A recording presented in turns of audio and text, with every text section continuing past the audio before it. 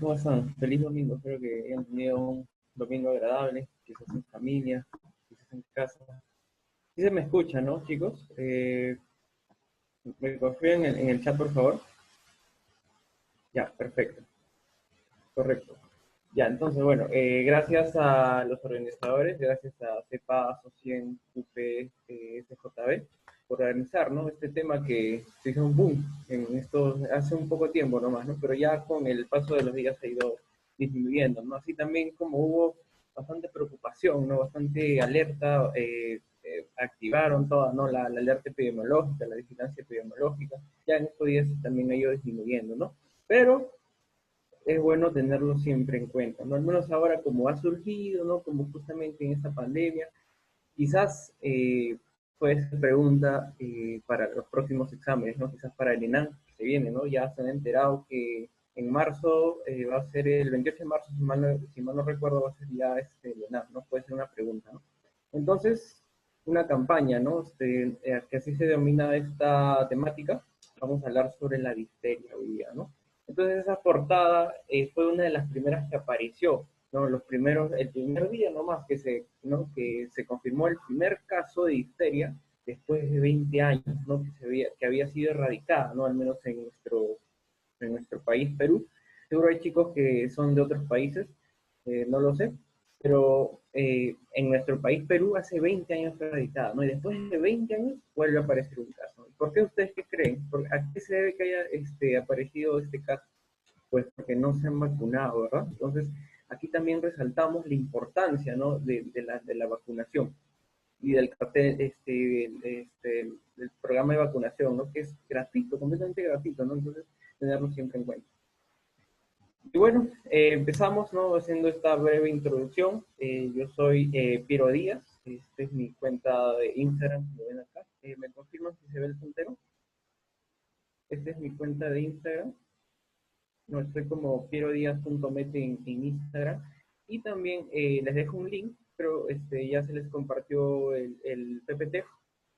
También ahí dejo un link donde puede hacer ayudos, donde están toditos los resúmenes, ¿no? Ya había subido un resumen de Histeria y ahora lo voy a volver a resubir, ¿no? Que ha sido con la temática de hoy, está un poco más actualizado, ¿no? Entonces empecemos. Ya encantado de que puedan tomarle captura de pantalla, lo suban a sus redes, ¿no? Quizás ya somos 21 días, supongo que están en exámenes, igual yo también ya estoy en mi última semana, ya paso externado, y así que ya empezamos. No vamos a ser breves, porque seguro también tienen que estudiar y tienen tiempo con su familia.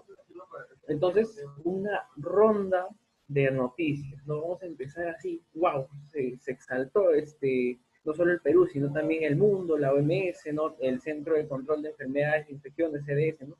Entonces, se confirma primer caso en Perú después de 20 años, ¿no? De haber erradicado la enfermedad. Miren, esa fue una de las primeras noticias. Esta noticia la saqué por ejemplo, de la BBC, ¿no? De Londres, si mal no recuerdo. Entonces, esa fue una de las primeras, ¿no?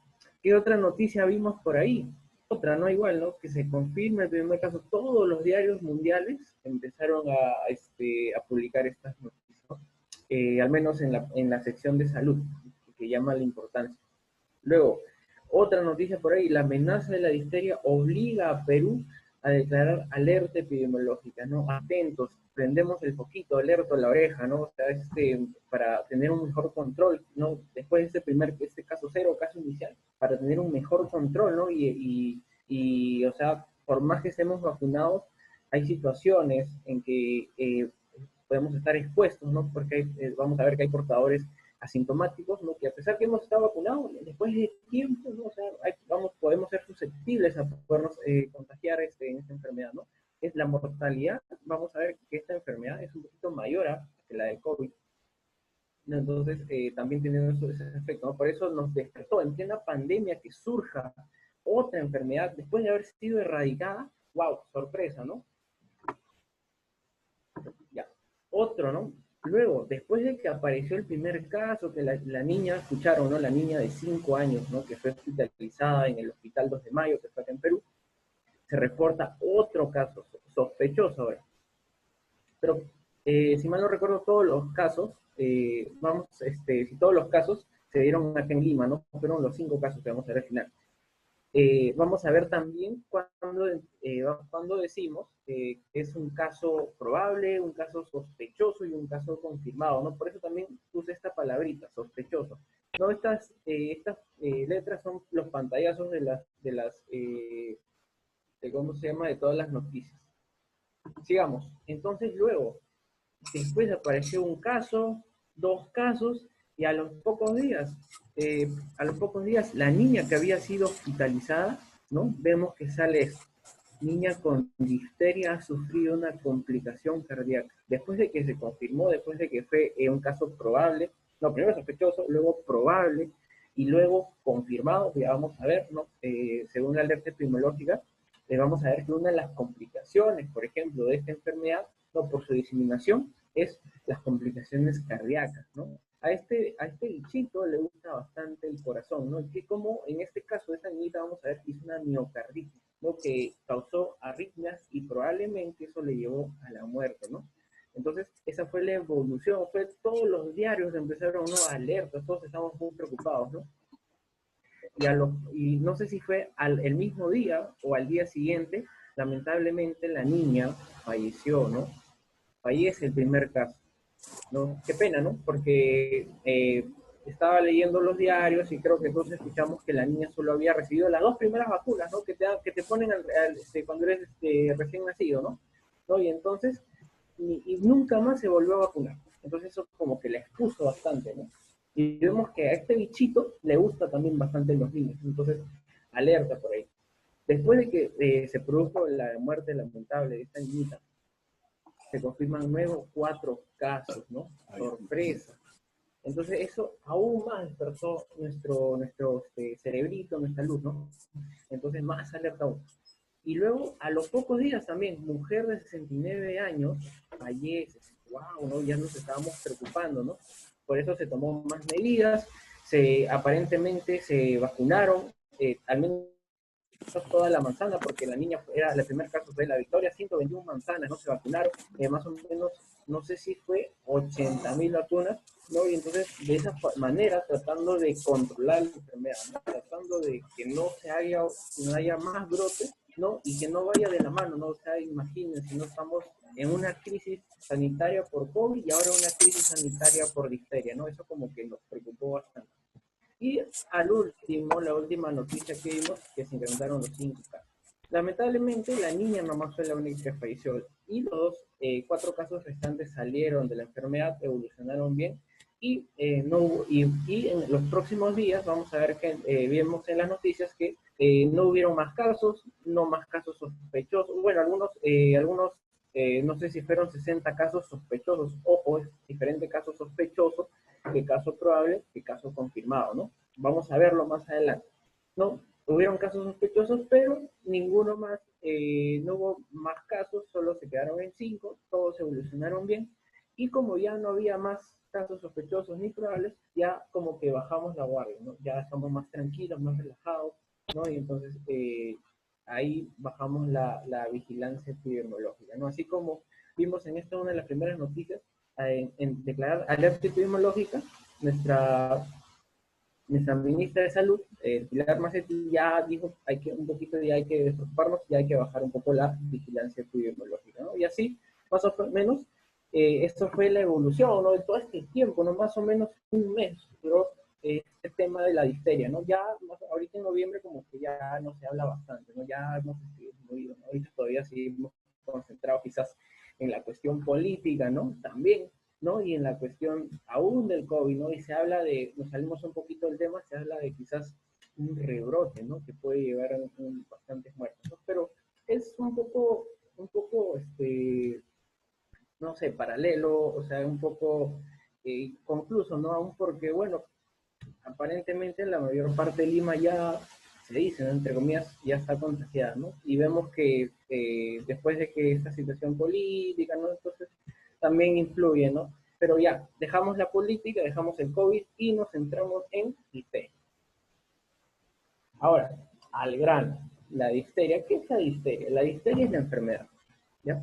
La difteria es la enfermedad, es una enfermedad contagiosa, obviamente, ¿no? De origen contagiosa, infecciosa de origen bacteriano, No muchos vemos en redes dicen, oye, es viral. No, no, no, no, este no es virus, no, no, no, es bacteriano. No, es altamente contagioso. Por lo tanto, si es altamente contagiosa, también va a influir en la infectividad y la mortalidad, ¿no? Como dije, esto es un poquito más que el COVID, ¿no? Por eso también nos preocupó, es del 5 al 10% de mortalidad tiene, ¿no? Sobre todo en áreas endémicas.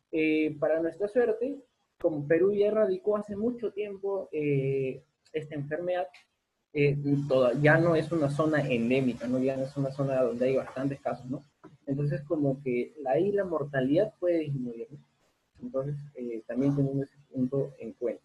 Es transmisible, obviamente, ¿no? Todas las enfermedades infectocontagiosas son transmisibles, ¿no? Y también esta enfermedad, o sea, ¿por qué se produce, no? ¿Cuál es la causa? El resumen de la patogenia es producida por las cepas toxigénicas, ¿no? Una toxina altamente potente, ¿no? Solo la dosis para infectar es de 0,1 microgramos por kilo, ¿no? Entonces vemos, miren, esa mínima cantidad es capaz de infectar y causar el desarrollo de esta enfermedad, ¿no?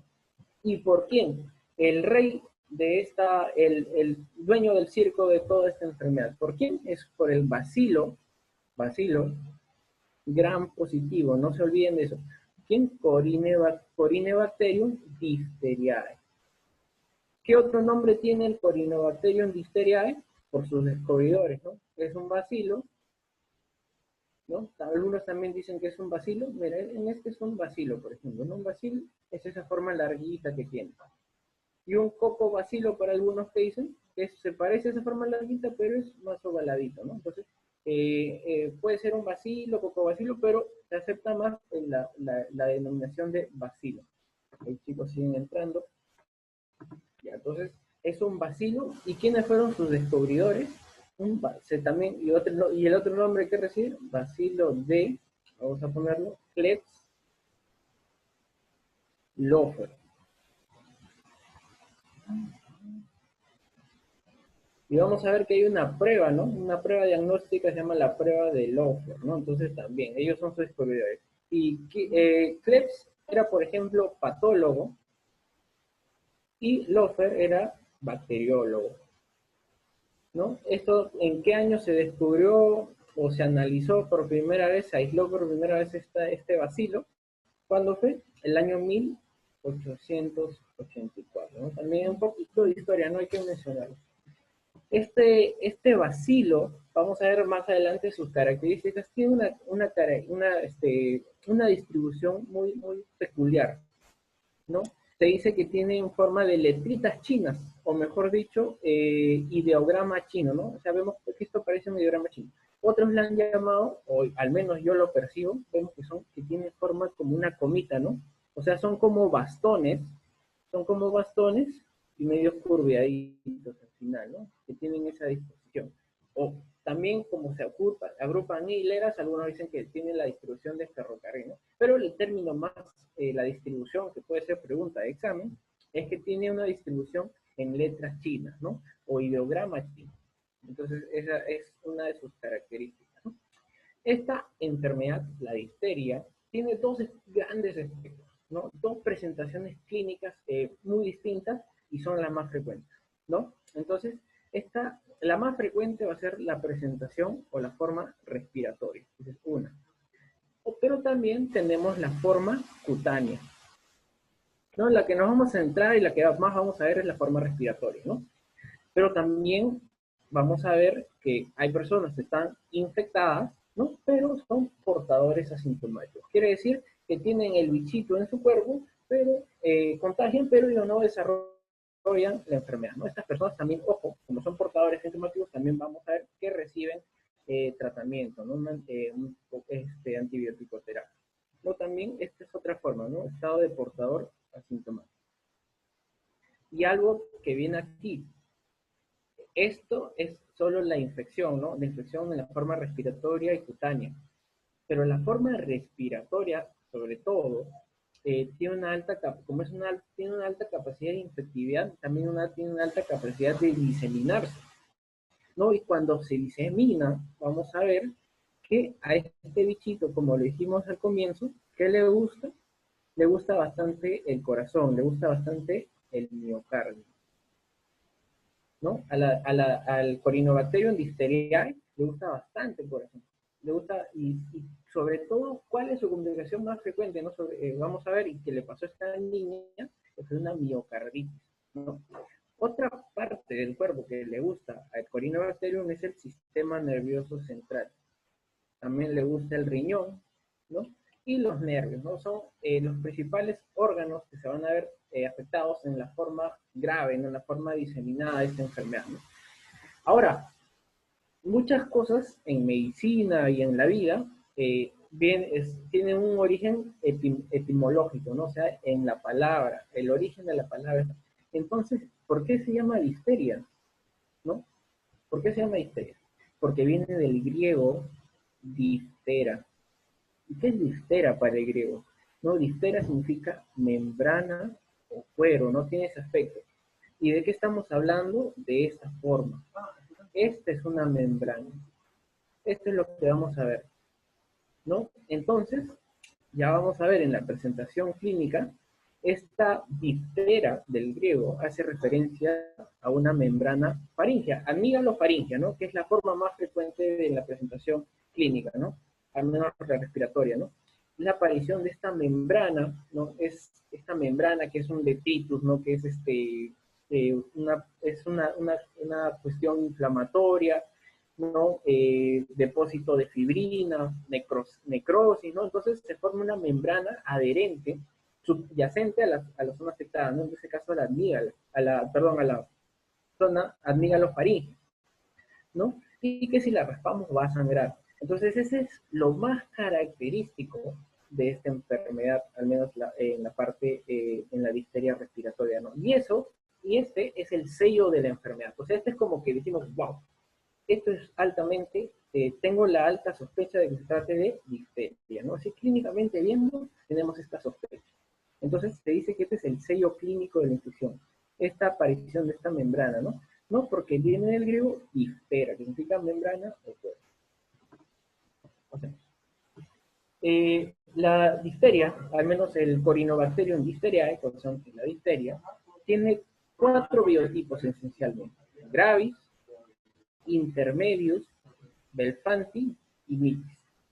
Gravis, intermedius, belfanti, todos están asociados a los grandes brotes, ¿no? A la difteria endémica o epidémica, ¿no? Eso.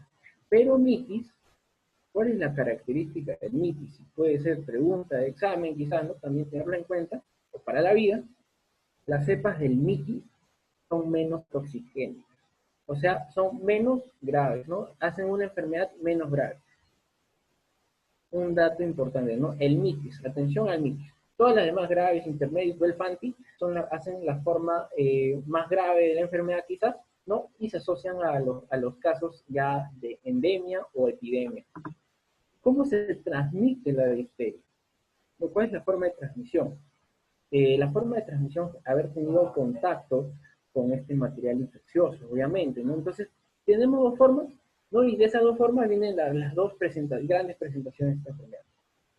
Las secreciones respiratorias, ¿no? O si no, lesiones cutáneas, ¿no? Porque tenemos difteria respiratoria y difteria cutánea. Entonces, secreciones respiratorias es alguien que te estornuda, alguien que te tosa, alguien que te habla muy cerca y está con la enfermedad, es probablemente que te contagie difteria, ¿no? Entonces eres un caso contacto. Y también lesiones cutáneas, ¿no? Unas lesiones que vamos a ver que tardan en cicatrizar o tienen forma de úlcera, ¿no? Otro dato que ya vamos a ver más adelante. Y ahora, ¿quién es el reservorio? ¿Quién es el reservorio? El único reservorio, ¿no? Es el Homo sapiens. ¿De quién estamos hablando? De nosotros los humanos. Por eso no vemos que se habla de animalitos, quizás, o de plantas. No, no, no. El único reservorio es el humano. ¿No? El único reservorio es el humano, ¿no? Y cuando hay mayor prevalencia o mayor incidencia de estos casos en los meses fríos, ¿no? En el invierno. Ahora hablemos un poquito de la carga de la enfermedad. También vamos a hablar un poco de la historia, ¿no? Hay que saber la historia, ¿no? Bien decía Schwartz, ¿no? Del libro de cirugía, el que se niega a leer la historia está predispuesto a cometer los errores a futuro, ¿no? Entonces también hay que conocer un poco de la carga de la enfermedad. Siguen llegando los chicos, a ver, ya los admitimos. Entonces, anteriormente, la difteria era una causa importante, ¿no? La mortalidad era aún mayor, ¿no? Más que el del 5, más del 10% en esas áreas endémicas, ¿no? ¿No? Hace muchos siglos, hace siglos, las personas nomás vivían ¿cuántos? Máximo llegaban a los 50 años, ¿no? Y la principal causa de muerte eran las infecciones. Gracias a la aparición maravillosa de los antibióticos, han reducido totalmente y han prolongado la vida, ¿no? Pero ahora vivimos más, ¿no? Ahora el promedio de vida supera, ¿no? El 2016 salió, vi que eran hasta los 72 años, el promedio de vida hace poco tiempo en Perú era 64, ahora vivimos más, 77 años, imagínense, ¿no? Ya han aparecido, ya desaparecieron quizás las enfermedades transmisibles, ¿no? Estamos hablando de infecciones y aparecieron no transmisibles, ¿no? Entonces, si volvemos a la difteria, era una carga importante de mortalidad. ¿Y por qué creen? Porque no había vacuna, pues, ¿no? Entonces, ¿y a quiénes más le gustaba afectar el Clostridium difteriae? Corinobacterium difteriae a los niños menores de 15 años, ¿no? Entonces, por eso también forma parte del calendario de vacunación. ¿Cuándo aparece la vacuna contra la difteria, el toxoide difterico? ¿Cuándo? En los años 30 y 40, ¿no? Entonces, apareció este toxoide difterico, la vacuna, y prácticamente la difteria fue erradicada del planeta. Prácticamente, porque vamos a ver que en algunos países todavía se mantiene, ¿no? Entonces, en muchos países, al menos los países, ya sabemos cómo son, ¿no? Los países industrializados, los países ricos fueron los primeros en erradicarlo. Pero luego vamos a ver que hay un país que ahorita, bueno, está bien, pero hace mucho tiempo estaba mal, pero la mayoría de casos van a provenir, ¿no? Al menos el siglo pasado, la mayoría de casos van a venir de ese país. Vamos a ver. No, entonces vemos que la aparición de la vacuna, ¿no? Contra el difterico fue muy importante para combatir esta enfermedad, ¿no? Prácticamente ha sido eliminada, prácticamente, ¿verdad? Se dice que la tasa de vacunación mundial es del 80%. Vamos a ver si es que Perú está ahí. Vamos a ver, digo, ¿no? Entonces, ¿por qué suelen ocurrir los brotes, ¿no? Y al menos en lugares donde han sido erradicadas, ¿no? Completamente esta enfermedad. ¿Por qué? Porque aumenta la densidad de individuos no vacunados. ¿Y aquí de quién estamos hablando específicamente? ¿De quién creen? De los antivacunas, ¿verdad? O sea, nosotros podemos refutar, ¿no? A los antivacunas, quizás porque tenemos conocimientos, estamos un poquito más informados y sabemos todos los beneficios, ¿no? Y entonces, la aparición de estos movimientos antivacunas como que, por favor, están como que haciendo que aparezcan estos brotes, ¿no? Y el descuido, ¿no? El descuido, ¿no? De los antivacunas, quizás con sus niños, hacen que reaparezcan estas enfermedades que hace mucho tiempo fueron erradicadas, ¿no? No solamente hablo de la difteria, sino otras enfermedades. Entonces, el aumento de la densidad de personas que no se vacunan es una razón importante por la que aparecen nuevos casos, ¿no? A pesar de que la vacunación mundial es del 80%. Entonces ahora vamos a ver cómo está Perú, cómo es la situación de Perú. Primero antes de hablar de Perú, hablemos también un poquito de la Unión Soviética. ¿Por qué hablo de la Unión Soviética? ¿Qué pasó en la URSS, ¿no? En la famosa Unión Soviética? En los años 90, ¿no? Casi cerca del 2000, no, de 1990 al 98, más del 80% de todos los casos de difteria se notificaron de quién, de dónde, de la Unión Soviética. O sea, nos llama la atención, ¿no? O sea, la URSS, por favor. 157.000 casos, imagínense, ¿no?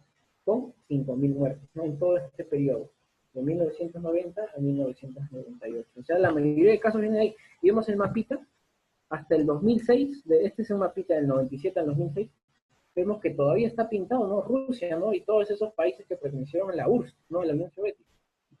Entonces, ¿qué pasó en ese periodo, no? En ese periodo, la Unión Soviética, después de que se dio la disolución, ¿no? De todos estos estados, había una escasez total de antibióticos. No vamos a ver, ya vamos a ver los antibióticos, ya no les voy a spoilear todavía, al final vamos a ver los antibióticos. también no había antitoxinas, no había vacunas, y el país atravesaba una gran inestabilidad socioeconómica. ¿Están los chicos ingresando? Ya. Y entonces vemos que hasta el 2006 la mayoría de casos provienen de esas regiones, ¿no? Pero hasta el día de hoy, ¿no? Vamos a ver también otro mapito, ¿qué lugares se mantienen, ¿no? ¿Qué lugares son zonas endémicas? Vemos Brasil, por ejemplo, ¿no? Quizás vamos a ver la zona, aquí tenemos, ¿no? Países en vías de desarrollo en general, ¿no? Es una enfermedad prevalente aún en estos países de desarrollo, ¿no? Sobre todo en las zonas tropicales, ¿no? Vemos al medio se concentra. ¿En dónde? En las zonas endémicas como África, Latinoamérica, Asia, Medio Oriente, ¿no? Y algunas regiones de Europa, ¿no? Algunas, ¿por qué? Porque algunos de estos estados pertenecieron antes a la Unión Soviética, ¿no? Entonces, aún en esos casos hay prevalencia, pero ya poco a poco Rusia está saliendo al menos, ¿no? de esa cuestión endémica, ¿no? De la difteria. Y se ha concentrado en estos países en vías de desarrollo, ¿no? Lamentablemente, como siempre, muchas de las infecciones provienen de los países en vías de desarrollo. Estamos dentro. A pesar, bueno, al menos en difteria no, porque ya la erradicamos hace tiempo, ¿no? Pero también tenerla en cuenta. Y ahora sí, al grano, ¿cómo está nuestro Perú? ¿Qué le pasó a Perú este año? Hasta el septiembre del 2020, ¿qué pasó? La cobertura de la vacuna pentavalente, ojo, ¿por qué pentavalente? ¿Qué contiene la pentavalente? La pentavalente, pueden también ayudarme en el chat, chicos, ¿qué tiene? Contra hepatitis B, ¿verdad? ¿Qué más tiene? Haemophilus influenzae B. Y lo que nos importa, la DTP, lo que es difteria, tétanos y pertusis, ¿no? Entonces, por eso la difteria está incluido dentro de la pentavalente. ¿Cuándo se pone la pentavalente? En los 2, 4 y 6 meses, ¿verdad? Respecto al calendario de vacunación. Y para difteria, vamos a ver lo que requiere 2 refuerzos al menos, ¿no? Que es a los 18 meses y a los 4 años, ¿no? Ya un poquito hablando de calendario de vacunación también. Entonces, ¿cómo fue la estadística hasta septiembre del 2020? En menores de un año, ¿no? No estamos hablando acá, ¿no? Entre 2, 4 y 6 meses. Fue del 41.5%. Imagínense, ¿no? La mundial, ¿cuánto era? Más del 80%. Y miren cómo estábamos. 41.5, casi la mitad nomás de lo óptimo. Bueno, lo óptimo para Perú hubiera sido 74.7. Pero eso se estimaba, o por qué estamos con esas estadísticas, ya que la gente no acudía, no iba a consulta, no iba a vacunarse por el tema del COVID, no había atenciones y todo ello, ¿no? Por eso lo más probable es que estas estadísticas se deban a ello, ¿no? Del 41.5, pero igual estamos muy bajos, ¿no? Por eso es como que es un jalón de orejas también, ¿no? Para al menos respecto a la vacunación, ¿no? Por eso es que también se presentó estos casos y salieron a vacunar. Ahora, la cobertura para DPT, el primer refuerzo, ¿no? Que es a los 18 meses, solo fue del 24.6, aún mucho más bajo todavía, ¿no? Y en gestantes, ¿no? Que también reciben DTAP, fue de 31 también, que es bajito. Nos vemos ahí un jalón de orejas para el peruano, ¿no? Entonces esto salió en la noticia, o sea, por más que esto estaba, al menos en la publicación de vigilancia epidemiológica, también salió en los diarios, ¿no? ¿Qué dice? Difteria en el Perú. Programa de vacunación alcanzó solo el 40% de niños por la pandemia. Entonces, ahí 40% es muy bajo, ¿no? De lo que se espera, 74.7. Vemos un poquito de estadísticas hace 20 años que no teníamos casos de difteria, ¿no? Desde el 80, y bueno, hoy estamos hablando, vemos, y fue el 2000, fue el último caso, ¿no? El último caso de difteria. Hasta el 2020, ¿no? Hasta el 2020, ¿no? Esta es la estadística hasta el 2017. Entonces, 20 años sin difteria estuvimos. Qué bien estábamos, ¿no? Hasta que, bueno, surgió el 26 de octubre, ¿no? El primer caso después de 20 años, ¿no? De difteria, ¿no? Pero acá he puesto una flechita, ¿no? Acá el 2013. ¿Qué pasó el 2013? El 2013 en Perú Otro dato curioso es que se presentó un caso sospechoso. Vamos a ver qué es un caso sospechoso, ¿no? Tenía sintomatología muy parecida, pero no tenía la membrana, ¿no? La membrana que es el sello de la enfermedad, ¿no? Solo fue un caso sospechoso de difteria, pero se terminó descartando, no era difteria, ¿no? Por eso acá está pintadito de naranja, que era solo un caso sospechoso. Así que no tuvimos 20 años sin difteria, ¿no? Entonces, otro dato importante. Eh, Sabemos que en las zonas prevalentes son América Latina, ¿no? Como Brasil, República Dominicana, Haití, Venezuela, que constantemente tienen casos de difteria, ¿no? En los últimos años, pero Perú no se había confirmado un caso desde el año 2000, ¿no? El 2013 solo apareció un caso sospechoso.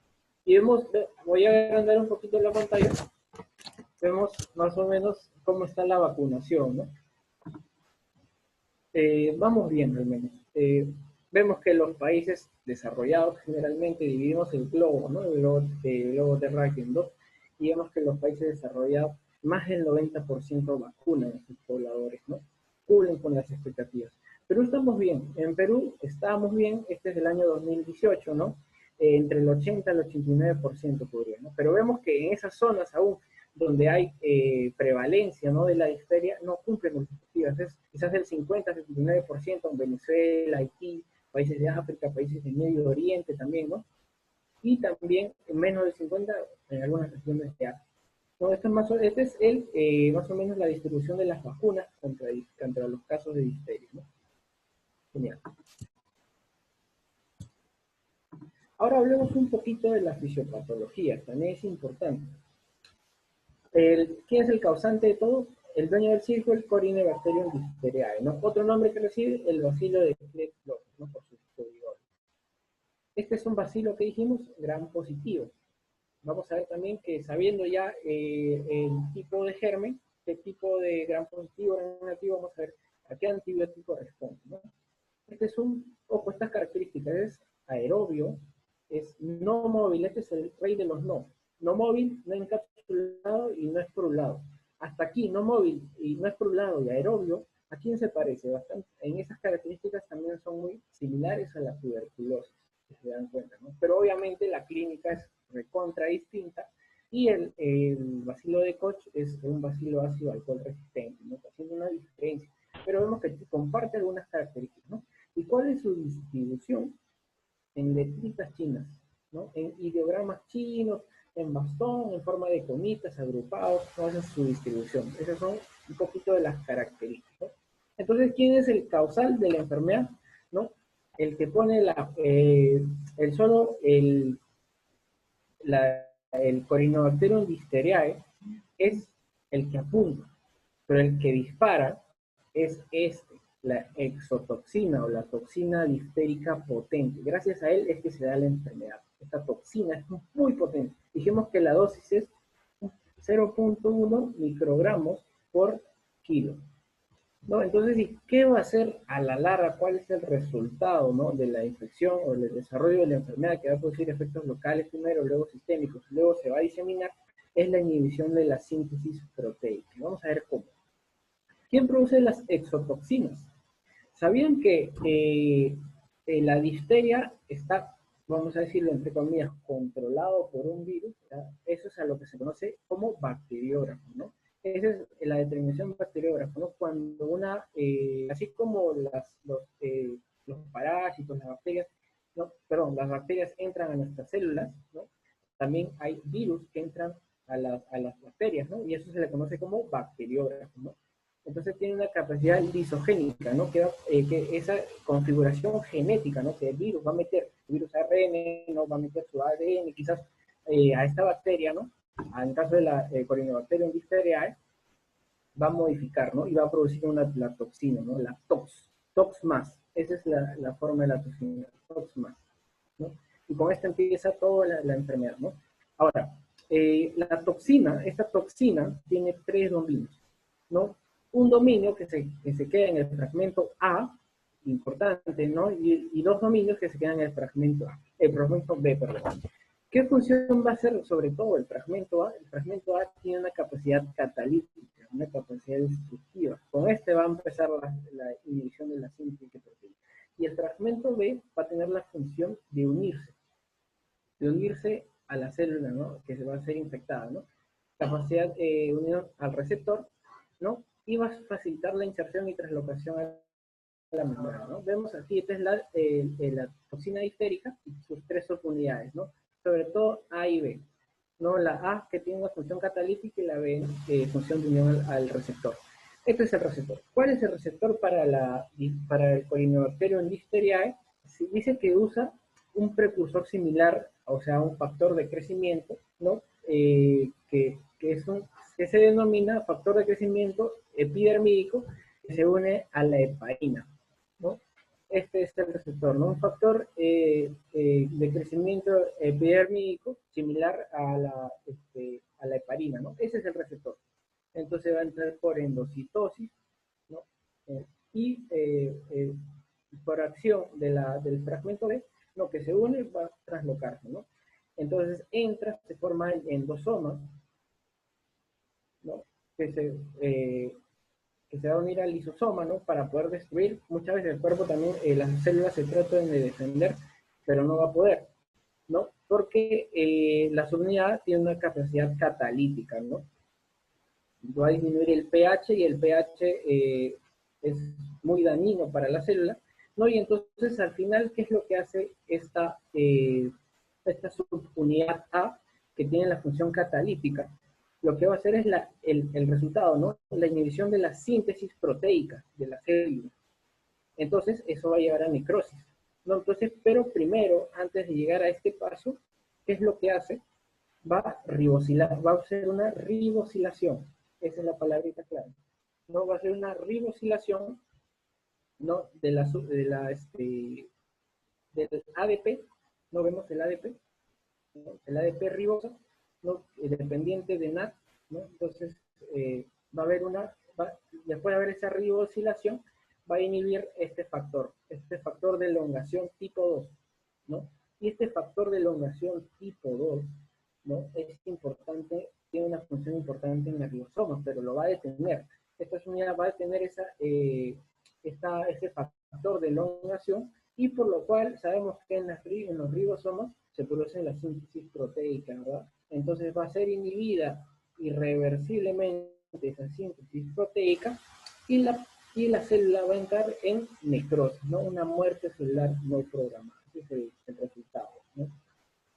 Y esto vamos a ver que se va a traducir, al menos clínicamente, en la formación de la membrana, ¿no? De la membrana faringoamigdalina. Toxina causa muerte celular por inactivación del factor de elongación tipo 2, ¿no? El cual es un factor importante para la síntesis.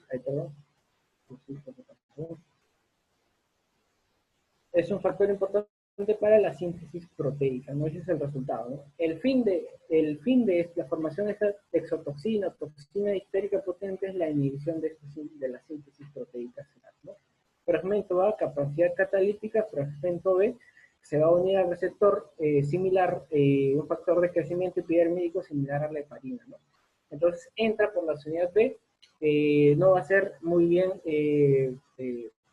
fagocitada, no va a ser bien eliminada, por lo cual la unidad A, por su acción catalítica, lo que va a hacer es ribosilar el ADP, lo que es dependiente del NAT, va a inhibir el factor de elongación tipo 2, ¿no? Eso se llama ribosilación, y este factor de elongación tipo 2, que es importante para la síntesis proteica en los ribosomas, no va a ser inhibida irreversiblemente, ¿no? Lo que causa la muerte celular. Ese es en un minuto hemos resumido la fisiopatología de la difteria, ¿no?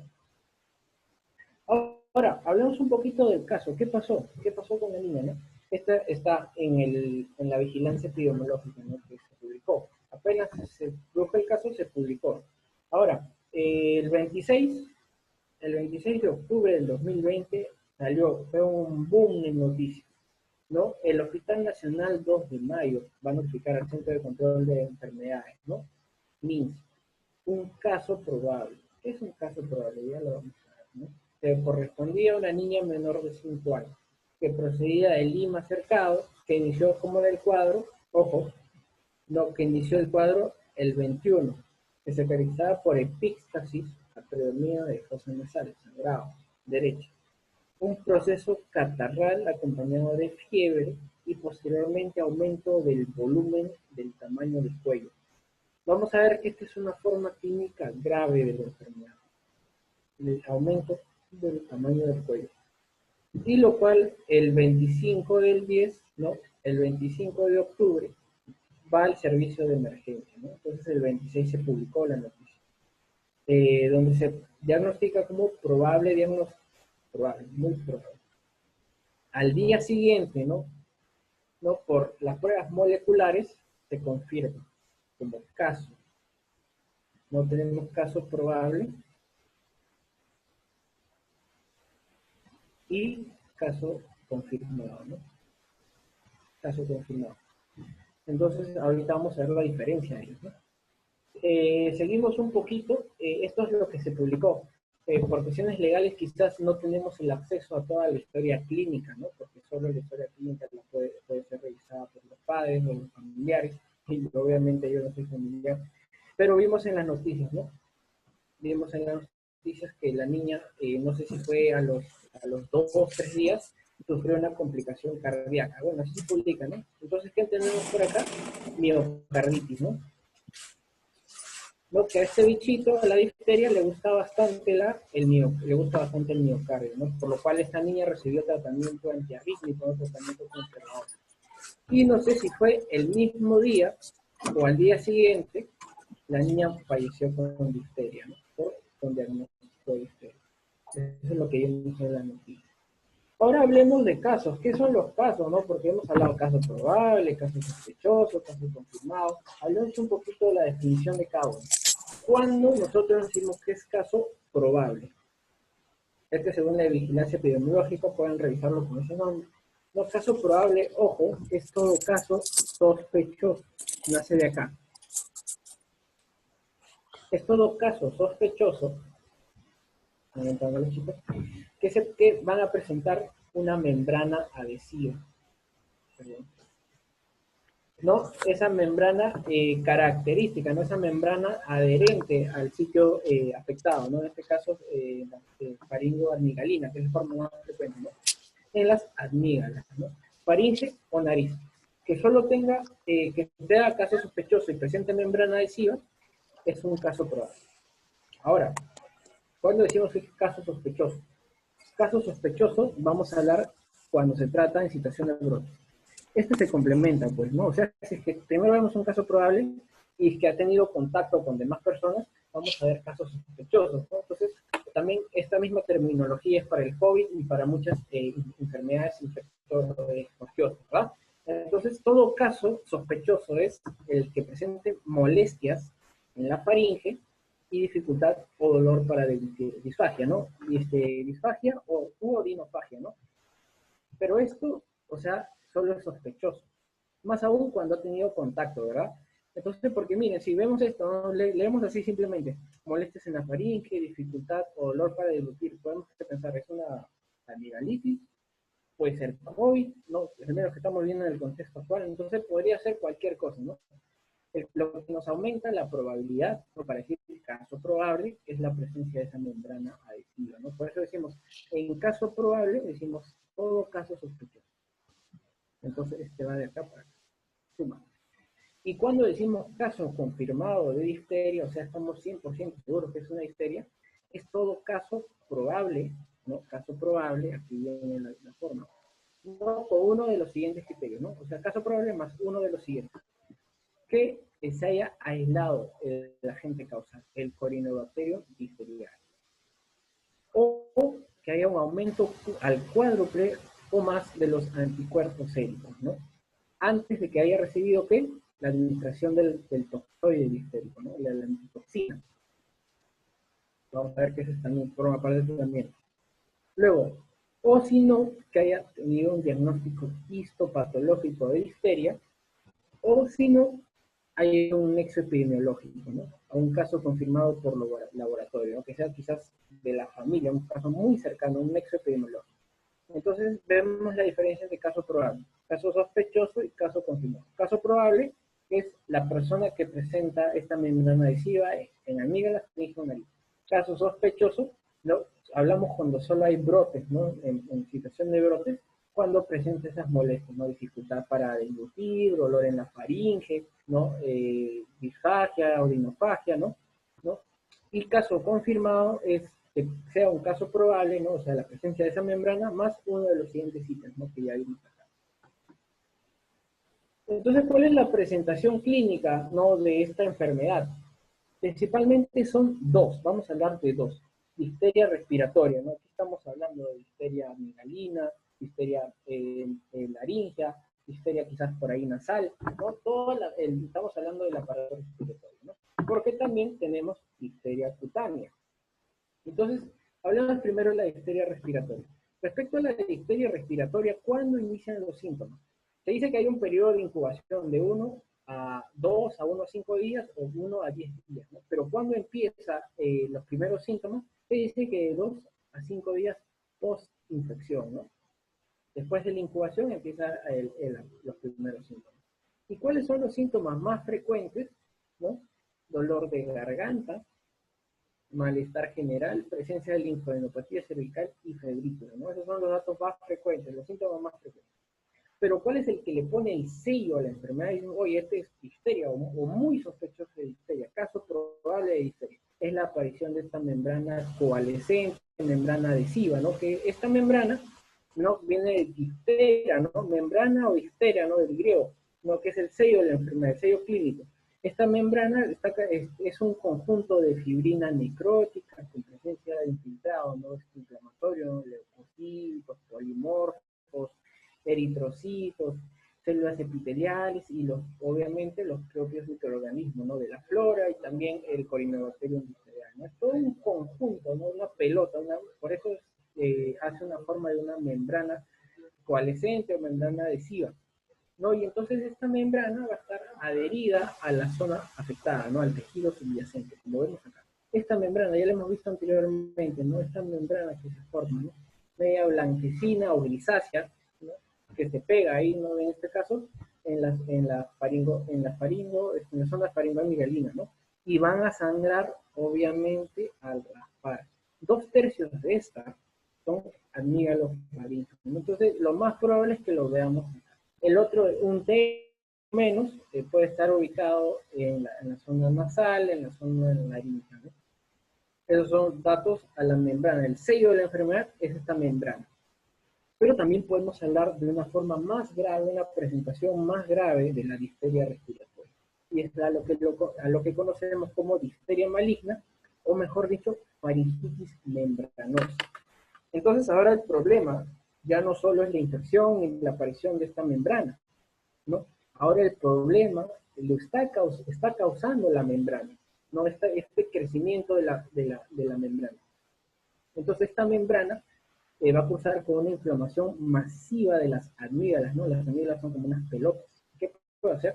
También la úvula y de los ganglios linfáticos. Imagínense que todo eso es hipertrofia se inflame. ¿Qué es lo que puede causar? ¿No? Ya estamos pensando, ¿no?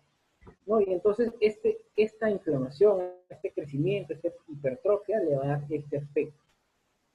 Como vemos acá. El cuello engrosado, ¿no? El cuello de búfalo o, mejor dicho, cuello de toro. Esa es la forma más maligna o la forma más grave de esta enfermedad. ¿Pero por qué? ¿No? Imagínense que crezca todo eso. ¿Qué es lo que puede ocasionar? Primero puede ocasionar un estridor respiratorio, ¿no? Que el paciente esté obstruida las vías respiratorias, ¿no? De forma extrínseca. Luego, insuficiencia respiratoria, el paciente ya no está respirando bien, requiere oxígeno, o si no, asfixia, esa misma membrana puede aspirarse, ¿no? Imagínense que se aspire, se va ya sabemos en la anatomía, se va al pulmón derecho, ¿no? Y entonces eso puede causar una telpectasia y una muerte, ¿no? Al final puede llevar a una muerte, ¿no? Vemos que esa es la forma más grave de esta enfermedad. Y no solo se queda ahí esta enfermedad le gusta irse a otros lugares. ¿En qué lugares le gusta ir, ¿no? Esta toxina? ¿A dónde le gusta irse? Hacia el corazón. ¿A dónde específicamente? Al miocardio. ¿Qué hace? Miocarditis.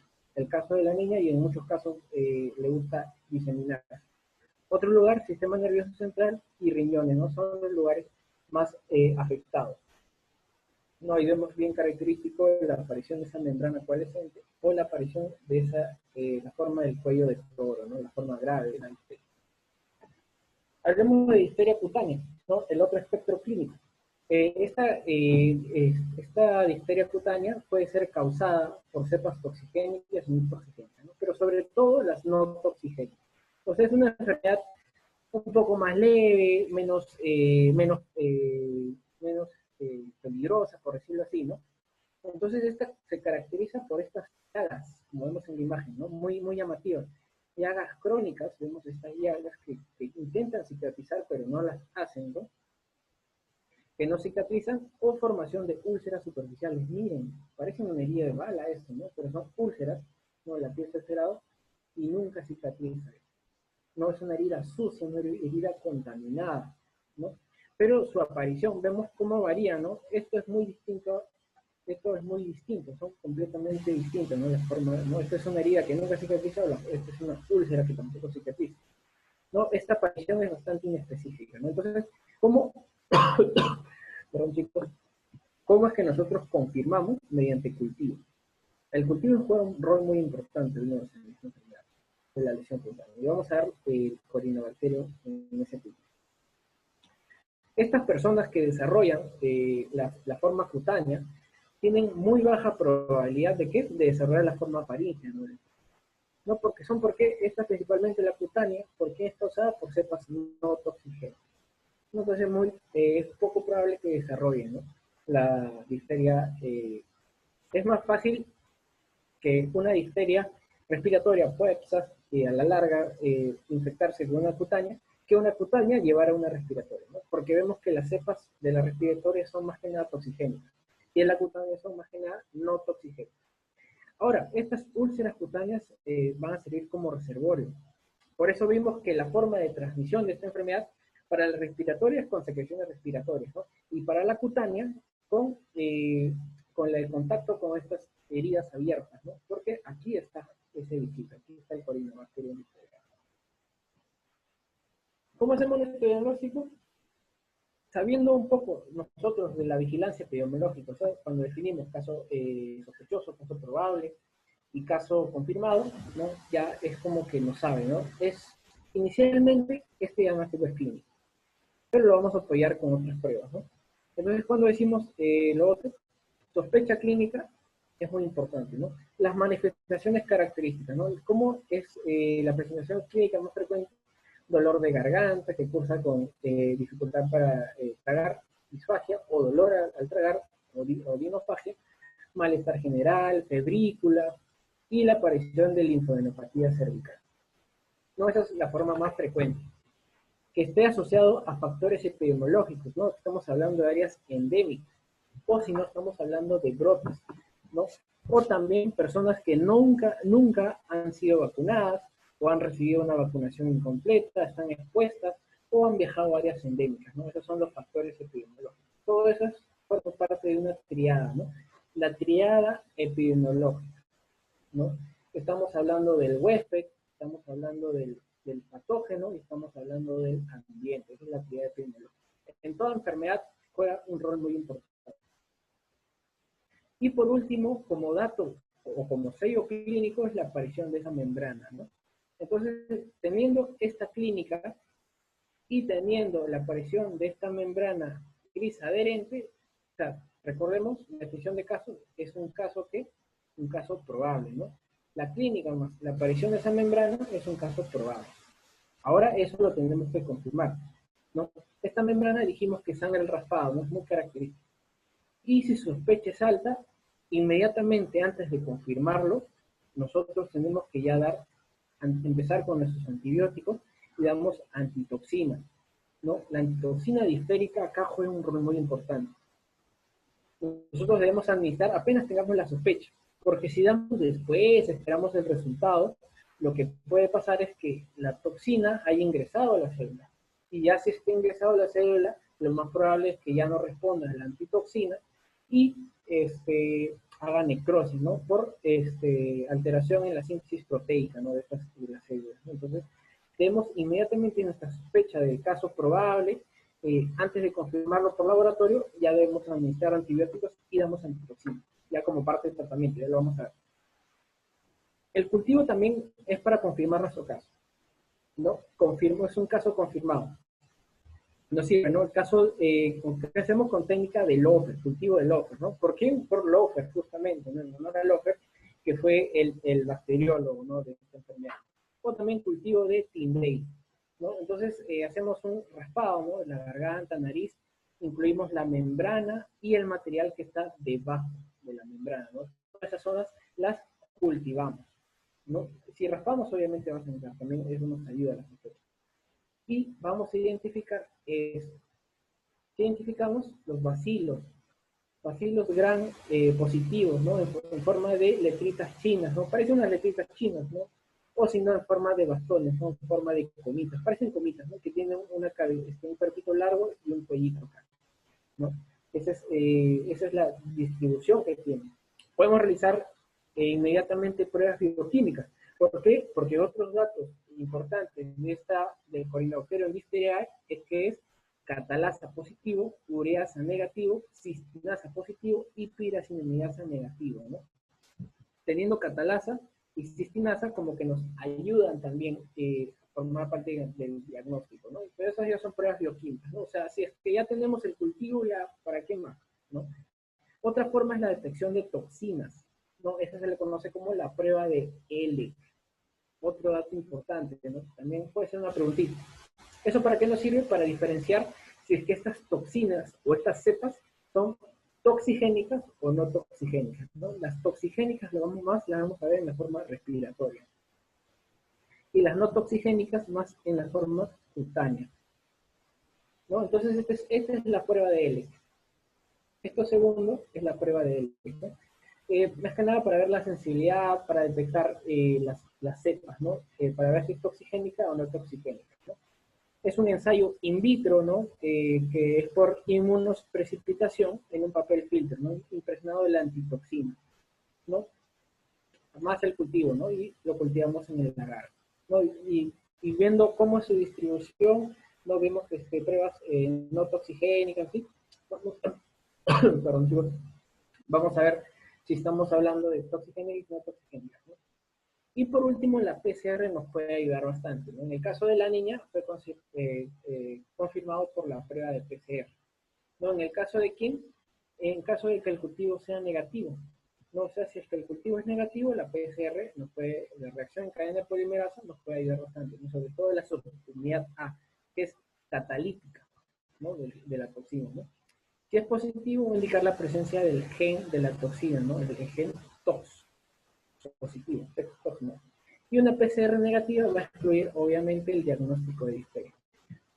Antes que realicemos cultivo, o deberíamos, antes que nosotros estamos obligados a realizar cultivo, podemos realizar PCR. No porque es un poquito la forma más rápida, ¿no? Porque los cultivos suelen demorar. Chicos, es que hay una pregunta respecto al cultivo, no lo sé, no tengo el dato más o menos cuánto demora el cultivo, ¿no? Al menos de Corynebacterium listeria. Y también aquí viene nuestro diagnóstico diferencial. Debemos diferenciarlo al menos de tres enfermedades: difteria, estreptococo de grupo A y la mononucleosis infecciosa. Y por ahí pueden estar candidiasis, ¿no? Que son las más frecuentes, ¿no? Esto ya lo dejo, ¿no? Más o menos veamos las características. La difteria es gradual, no hay tanto dolor de garganta como es en la faringomelitis por estreptococo del grupo B, ya luego contesto, ¿no? Y la forma de comienzo es rápida para el estreptococo, ¿no? La fiebre es más alta para el estreptococo y hay edema de úvula, ¿no? Aquí el exudado, ¿no? Aquí es de forma gris, adherente, no estamos hablando acá de la membrana, que es muy característica y va a sangrar al raspado. En cambio, como es el exudado en el estreptococo del grupo B, son parchadas, pueden ser grisáceas o amarillas, ¿no? Vemos, por ejemplo, acá, ¿no? Estos son lesiones medias parcheadas, y por acá vamos a ver que tiene quizás secreciones amarillentas, ¿no? Ustedes seguro han visto por videos, ¿no? ¿No? Y aquí vamos a ver en la mononucleosis presencia de petequias. Sí, me equivoqué, está al revés. Luego, una de las formas extra respiratorias, ¿no?, de la difteria es la afección cardíaca y neurológica, ¿no? El estreptococo puede causar síntomas no tan específicos, ¿no? Pero la mononucleosis, de ahí el dato, linfadenopatía generalizada, ¿no?, ganglios inflamados y hepatoesplenomegalia. Vemos ahí las diferencias, ¿no? Vemos las diferencias, ¿no? Acá cultivo, en todos cultivos. ¿Cómo va a ser? Llegamos ya al manejo. Este es el up-to-date. Vamos a dar primero el caso sospechoso y caso probable, ¿no? Lo inmediatamente, si es que en cualquier situación estas enfermedades tienen que ser notificadas al CDC, en este caso MINSA, en el Perú, ¿no? Entonces vamos a identificar los contactos cercanos, ¿no? Esto es para los contactos y primero vamos a hablar de la persona infectada, ¿no? Entonces, si es que es un caso, vamos a hacer un aislamiento estricto, vamos a estar en un periodo de cuarentena, nos vamos a notificar al laboratorio y vamos a obtener cultivos. Necesitamos cultivos, no del Corynebacterium. También vamos a determinar anticuerpos de la toxina. Vamos a considerar el tratamiento con antitoxina difterica, que es obligatorio, al menos en los casos iniciales, sin esperar los resultados del laboratorio, y damos antibióticos, ¿no? El resultado, el resumen de esta enfermedad es antibióticos y antitoxina difterica, ¿no? Y el control ya, la prevención, ¿no? Y también, si es que se complica, vamos a manejar vía aérea, ¿no? En caso de la forma maligna de la difteria respiratoria, ¿no? Con la aparición del cuello de toro, vamos a monitorear EKG para que no haya ninguna arritmia cardíaca, porque puede haber miocarditis, y el compromiso neurológico, obviamente, ¿no?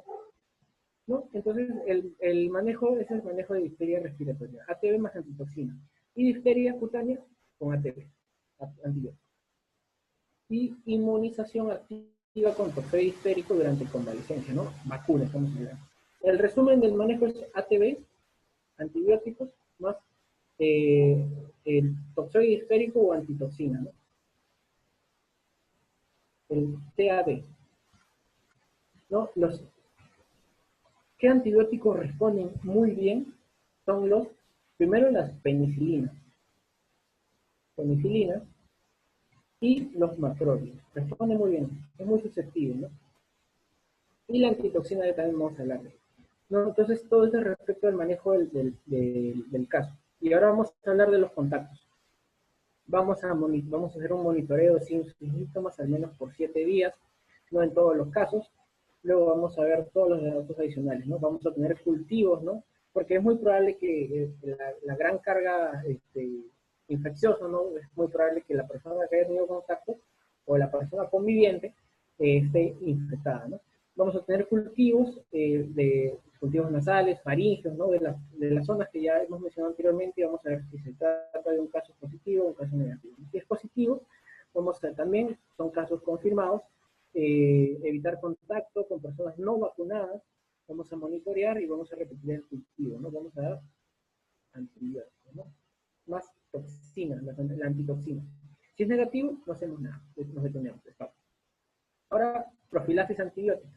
Dijimos que la profilaxis antibiótica, igual que el tratamiento antibiótico, va a ser con penicilina, o si no, macrólidos, que responden bien, ¿no? Acitromicina, eritromicina, responden muy bien. Vamos a hablar también del estado de vacunación con toxoide difterico, ¿no? Vamos a ver si es que tiene menos de 3 dosis, o no conocemos, fácil el paciente no sabe que nunca se ha vacunado, vamos a iniciar inmediatamente dosis de toxoide difterico, ¿no? Y vamos a comentar la serie del programa completo de acuerdo al programa de vacunas. Si es que tiene más de 3 dosis, pero la última dosis fue más de 5 años, ¿no? Por eso nosotros quizás estamos vacunados, ya hemos estado expuestos, quizás por ahí una persona que ha tenido difteria, lo más probable es que nos den, ¿qué cosa? Una dosis de refuerzo, ¿no? Con de toxoide difterico, ¿no? Porque, miren, yo, por ejemplo, he recibido todas mis vacunas, pero hace más de 5 años que no me vacuno o no recibo un refuerzo de toxoide, ¿no? O mi última dosis. Y si es que tiene más de 3 dosis y la última dosis fue menos de 5 años, solo estamos hablando aquí de los niños, ¿no? Niños que requieren una cuarta dosis de refuerzo deben ser vacunados, ¿no? Aquí los adultos ya no reciben el toxoide difterico. Y si es que no tiene ninguno, no tiene ni, no tiene ni cultivo, y no ha sido en ningún contacto cercano, no se tiene. Este es el manejo del up-to-date. Y ahora, antibióticos. El pilar del tratamiento es antibióticos, como dijimos acá, manejo inicial, antibióticos, pues antitoxina difterica y las medidas de control, ¿no? Dijimos que responden muy bien penicilinas y macrólidos, ¿no? Y vamos obviamente a aislar al paciente y aplicar precauciones estándares, ¿no? No solo endémicas, sino quizás hasta nacionales, como pasó acá. Antibióticos, ¿cuáles son los beneficios? Que va a eliminar el microorganismo, ¿no? Va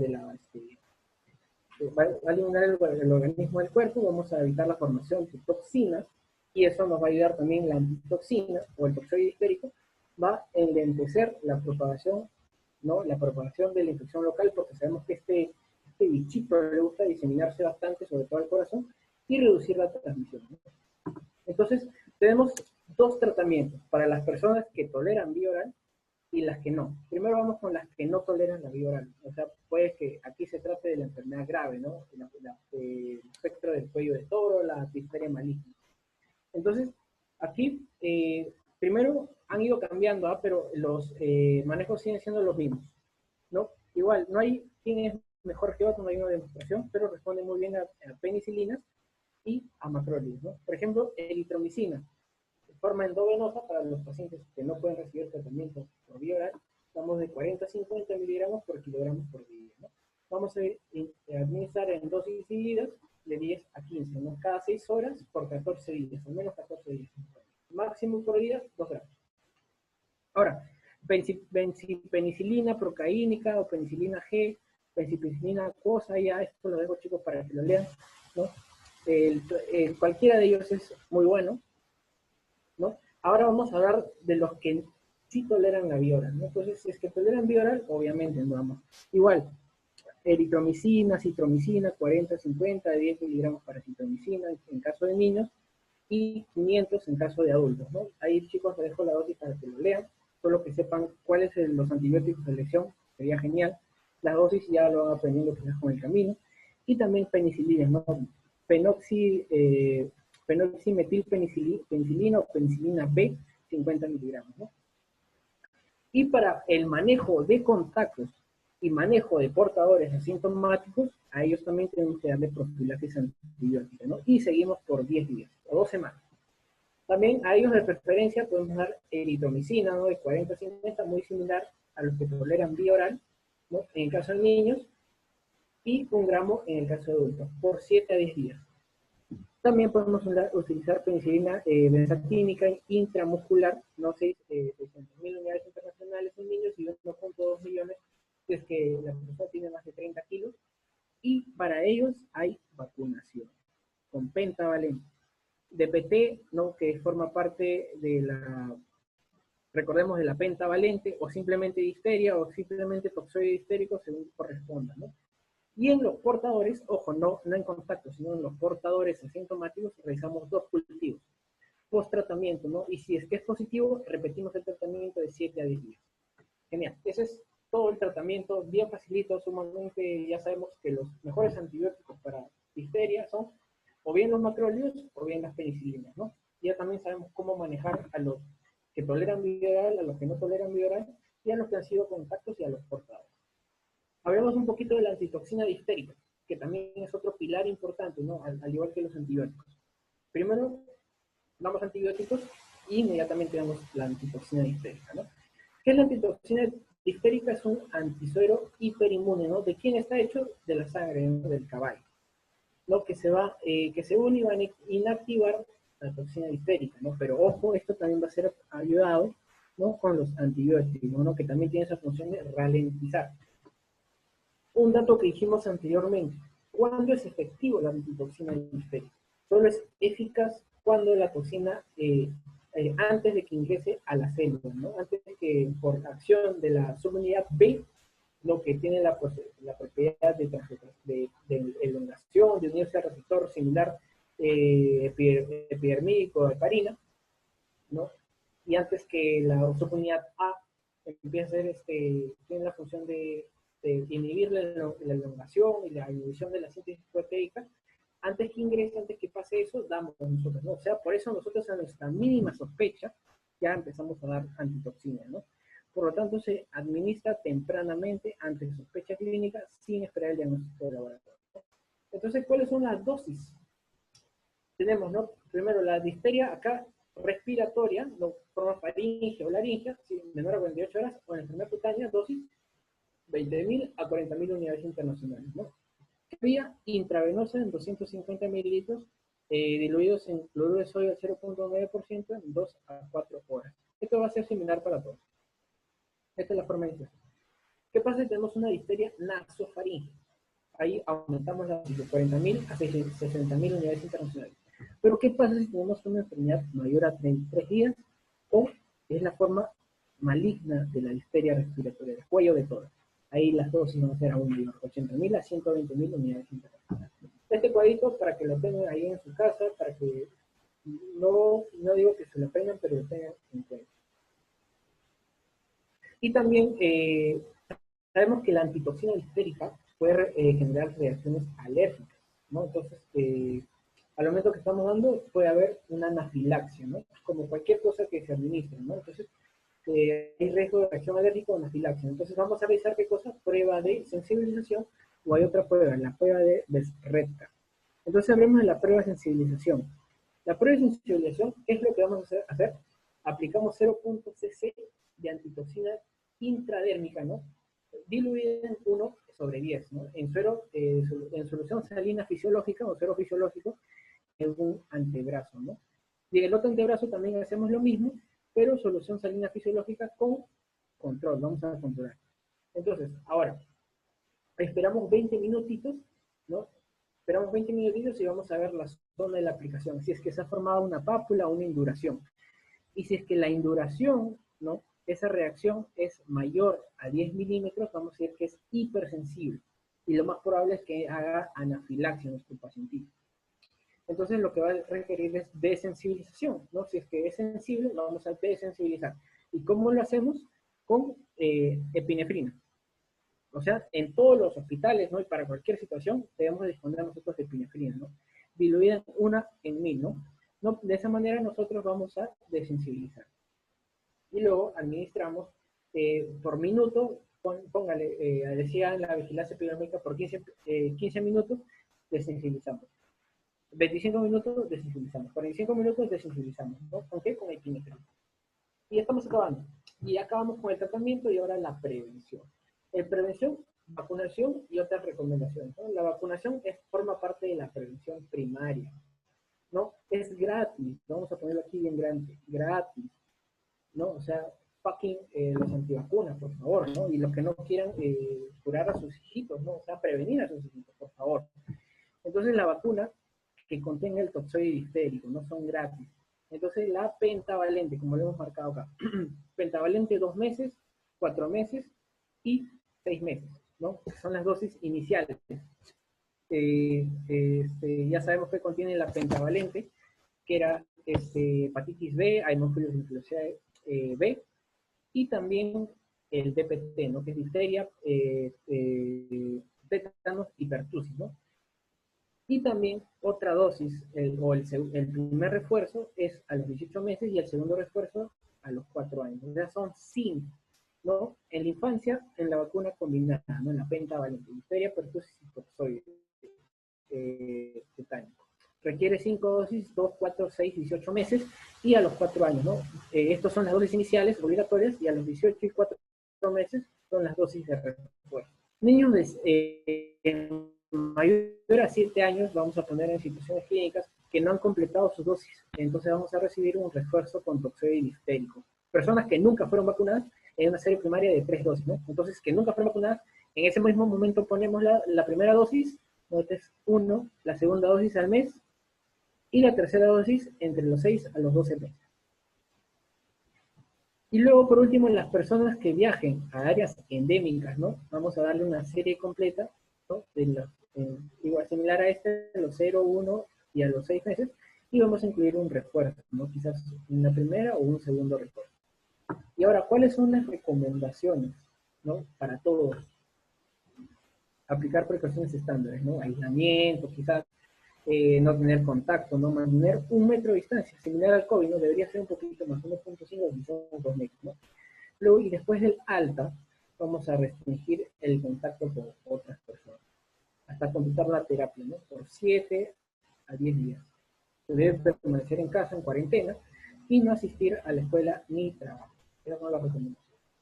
Y chicos, ya hemos llegado al final. Aquí nomás les dejo ya el esquema de vacunación. Otra vez vemos a los 2 meses, 4 y 6 meses, ¿no? En la pentavalente, en la DPT, ¿no? DTP está dentro de la pentavalente, tenemos difteria, ¿no? Y las dosis de refuerzo a los 18 meses, difteria, ¿no? El DPT, ¿no? Y también a los 4 años. Este es el MINSA. En realidad todo ha sido sacado del MINSA y un poquito de UpToDate.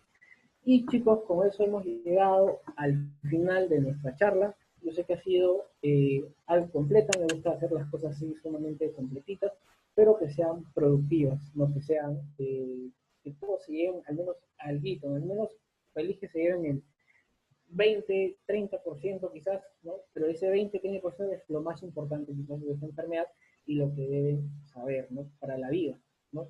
Y quizás por ahí también quizás pueda venir en el ENAM, uno nunca sabe, ¿no? Porque como es un tema frecuente, quizás uno no lo pregunte, pero es el próximo, ¿no? Y quizás vengan también COVID, también hay que leer bastante de esos temas, ¿no? Y nada, chicos, espero que haya sido de su agrado. Ya es domingo, quizás ya tienen hambre, no, también tienen que ir a hacer sus cositas. Estamos todos ya cansados, no es domingo.